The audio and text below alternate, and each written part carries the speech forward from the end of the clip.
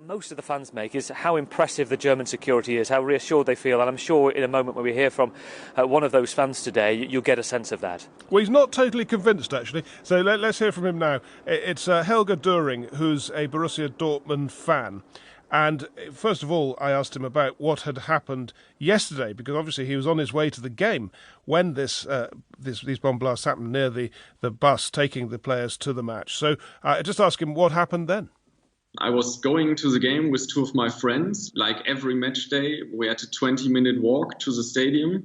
And we were almost at the entrance gate, like just 10 meters away, when my friend overheard a conversation by one of our Dortmund Ultra groups, one guy from the group.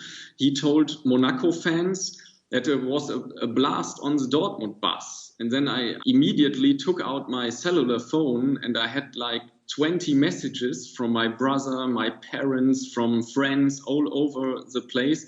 And they warned me not to go to the game, not to go into the stadium. And so we immediately decided to leave this crowded area, avoid big masses of people. We were a little bit afraid that this bus blast was just one of many coordinated attacks like we witnessed in 2015 in France, in Paris. Yes, well, you can never tell these days, but I'm just wondering what you're feeling about the match now, because it's back on and should start in a few hours' time. Are you comfortable with that? No, I'm absolutely not comfortable with that, and I'm really unhappy about the decision. I'm still not sure if I will go to the game because it just doesn't feel right, and I can't concentrate on the sports event I love so much because it's always in my mind what happened yesterday, and I think it's big pressure on the team, and I think if a certain player would say, I can't handle the situation, the pressure is too much, I would completely respect this decision. I would also respect the decision when the team maybe says we want to drop out of the Champions League after all, and that would be completely fine with me. Yeah, but what about if the team says we don't want to give in to whoever it was who made this attack, no one was killed, and we should be defiant and carry on? That's completely fine. If it comes from the team, it's a great decision, and it's good to do what you do best and like and really love to fight this trauma of the bus attack.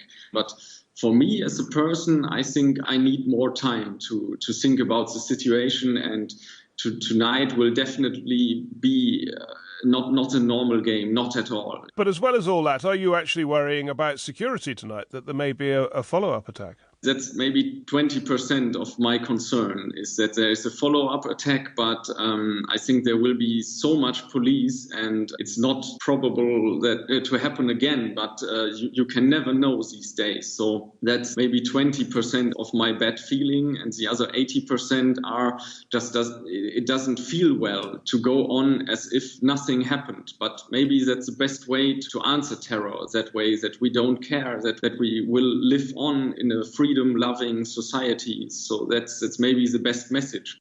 And that was a Borussia Dortmund fan trying to work out whether he should go to the game tonight or not. Helge Doering there.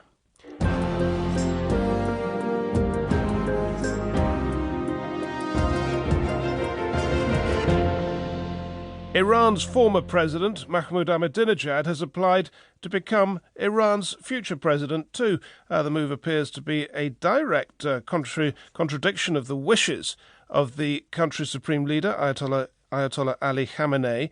Mr. Ahmadinejad said, as he put in his registration, that he wanted to do this somehow to support his former deputy, a fellow conservative, Hamid Baghai. So here's Mr. Ahmadinejad speaking at a news conference. There